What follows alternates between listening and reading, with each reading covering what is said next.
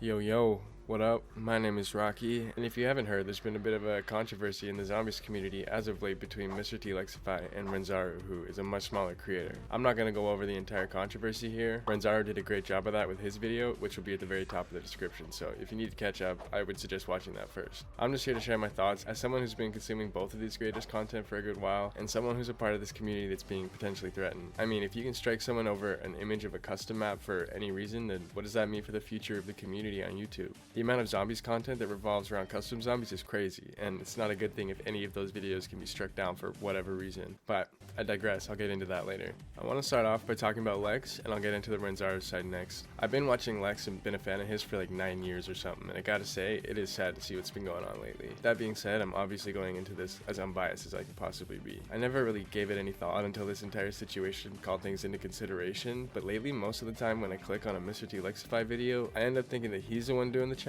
that he's just reacting to, and then clicking off and watching the video from the original creator because I'd rather them get my watch time. I didn't think until now about how I've just gotten used to his titles not being accurate and expecting a reaction over something original. As of today, March 25th, Lex has now striked 2 of Renzaru's videos, leaving Renz with 2 channel strikes. The first strike that was over the thumbnail, kinda fair enough, that was stolen, whatever.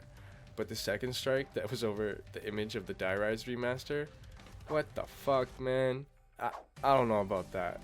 That's some fucking bullshit if you ask me, and I'm hopeful that Renz is able to get that wiped from his channel. If this strike ends up sticking and sets a precedent that you can just strike anyone over a single image used in a video, I just don't see any good coming from that, and I don't think you would disagree.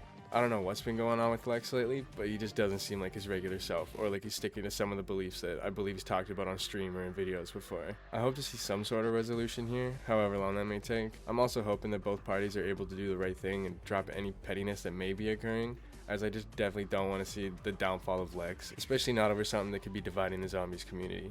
As for the Renzaru side, I actually discovered him through a reaction video and went to his channel from there. There's one thing from his response video that I'd like to make a point of first, which is his reasoning for striking Lex in the first place. He claimed that because Lex had blocked him on Twitter, he had absolutely no way of trying to get into contact with Lex to tell him to delete the reaction video, so he just went ahead and sent the strike. He mentioned to me that he didn't want to have someone else send the message for him and get them involved in the situation, which is totally fine, respectable.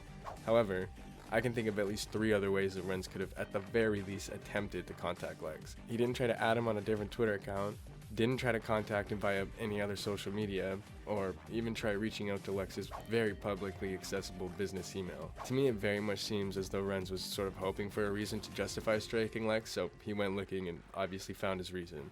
I definitely think that Renz should have at least made the attempt to contact Lex, if for no other reason, just to be able to say that he tried, and justify his strike with that. I think Renz did a great job of expressing himself in a calm and professional manner.